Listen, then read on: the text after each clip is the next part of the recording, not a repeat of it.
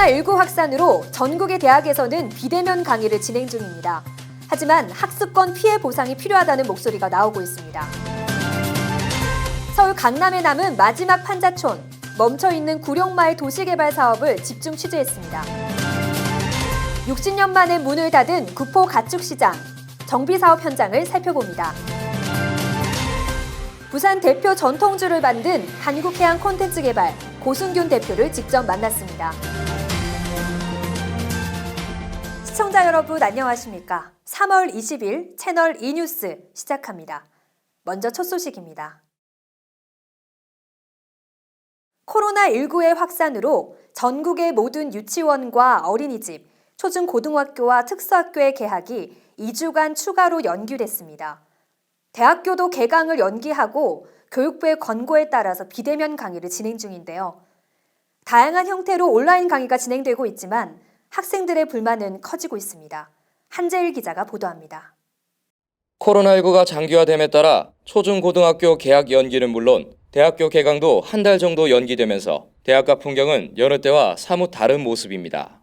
봄학기가 개강하고 3월도 이미 3주 차에 접어들었지만 대학생들로 혈기 넘쳐나야 할 이곳 캠퍼스는 한적하기만 합니다.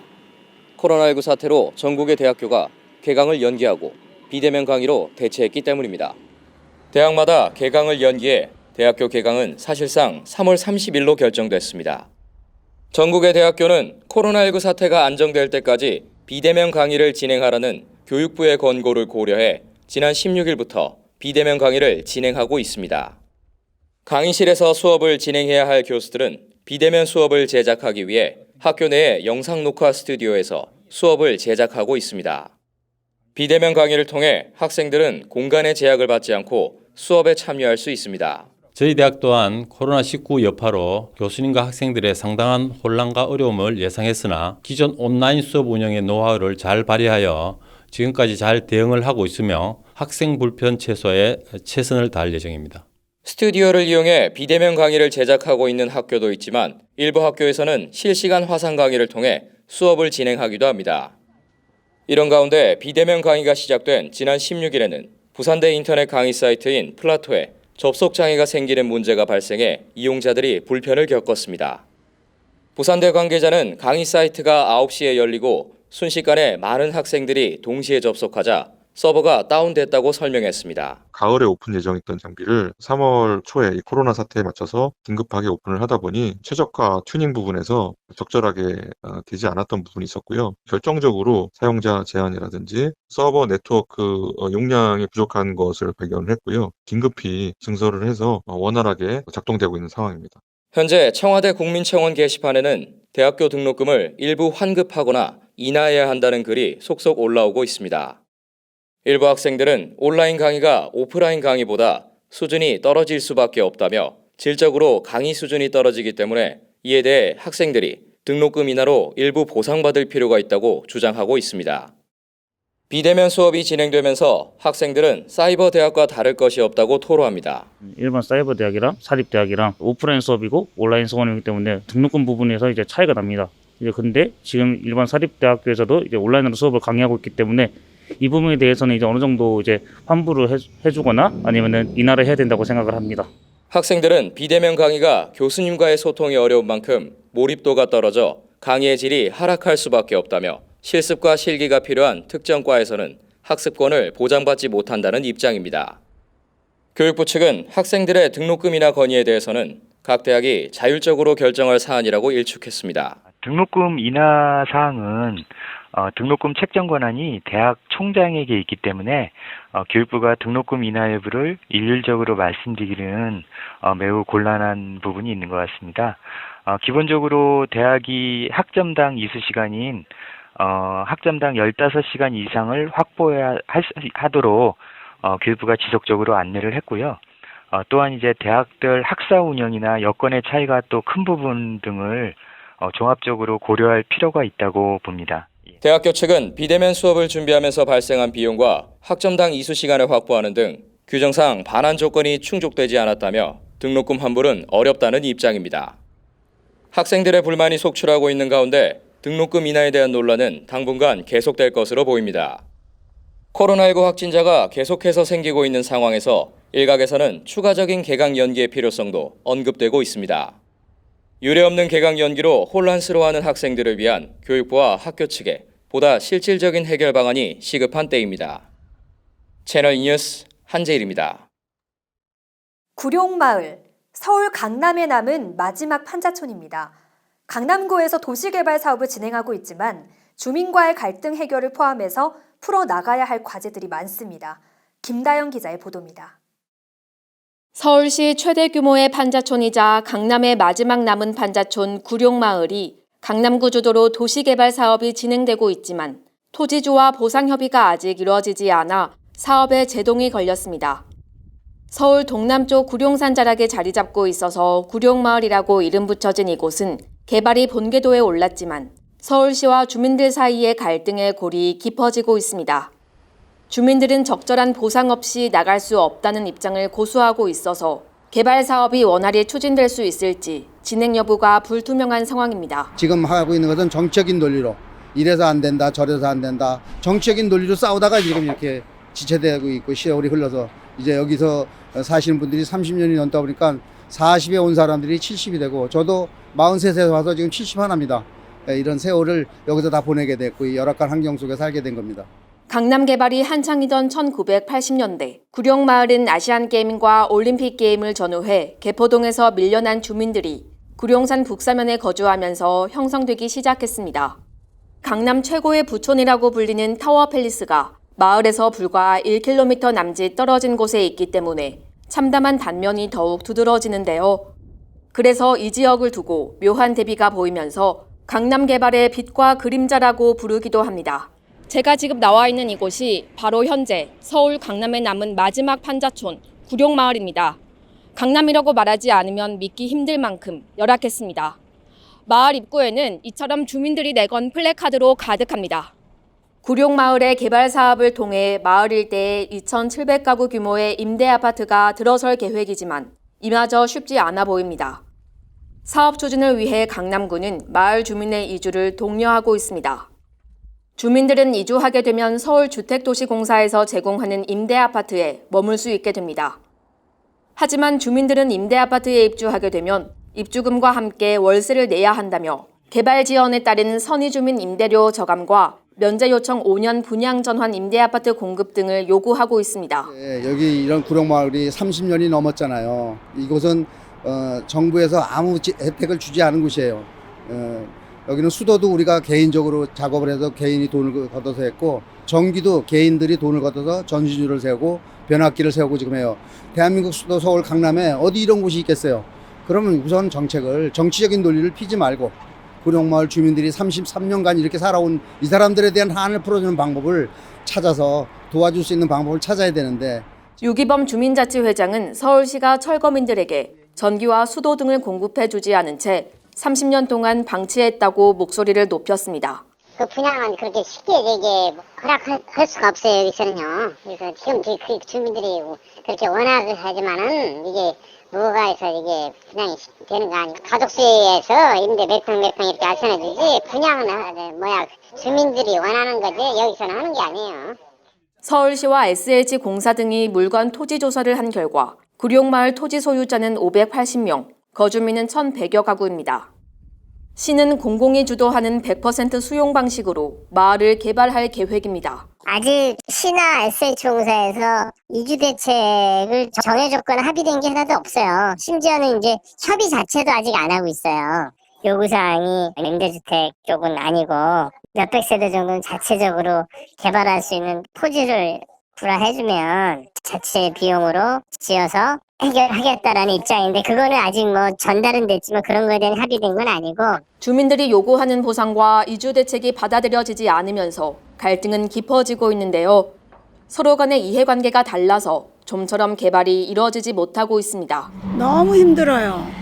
그러니까 좀 빨리 이 동네가 해결이 됐으면 좋겠고요. 걱정스러운 마음으로 하루하루를 지내고 있어 빨리 좀 해결해 주세요.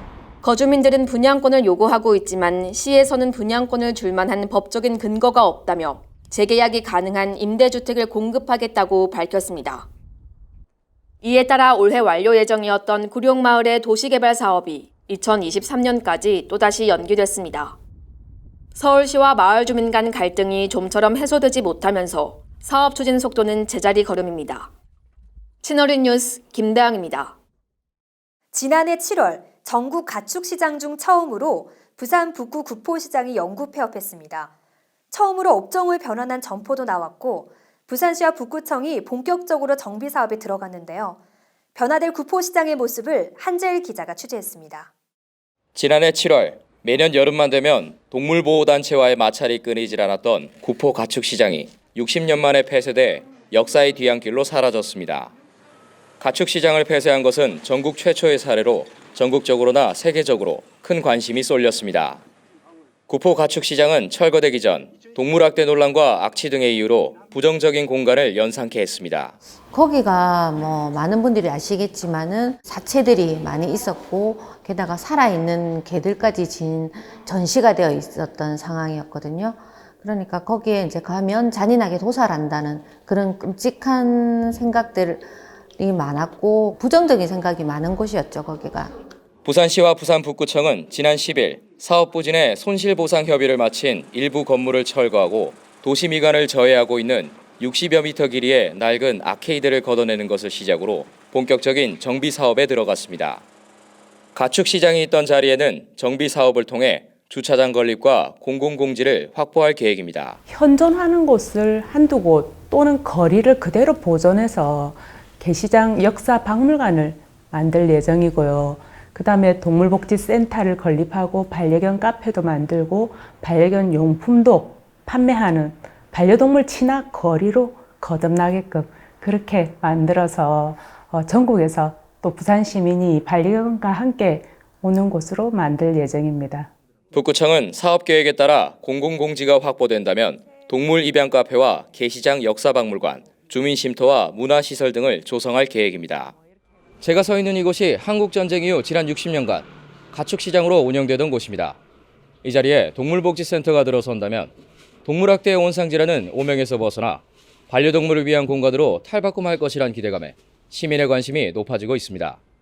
김혜라 부산동물학대 방지연합 대표는 앞으로 가축시장이 생명 가치를 실현하는 공간이 되길 기대한다고 밝혔습니다. 이제 거기가 좀 이제 바뀌어서 생명을 죽이는 데가 아니라 생명을 살릴 수 있는 곳, 그리고 특히 유기동물이라든지 길고양이들을 위한 그런 복지센터가 들어선다고 한다면 그야말로 생명 존중의 가치를 좀 실현할 수 있는 그런 곳으로 구포시장이 바뀌게 되는 거기 때문에 굉장히 큰 의미가 있고 전 세계적으로 굉장히 공감을 얻을 거라고 생각을 하거든요. 북구청은 이번 정비 사업을 통해 단순히 가축시장의 겉모습만 바꾸는 것이 아닌 구포시장의 발전을 도모하고 서부산을 대표하는 명소로 발전시킬 계획입니다. 정명희 구청장은 옛 구포가축시장이 동물학대라는 오명을 벗고 이제는 반려동물 친화거리 조성을 통해 전국적인 관광 명소로 발돋움할 것이라고 말했습니다. 이 동물학대의 온상지에서 동물복지의 중심지로 만들 예정입니다.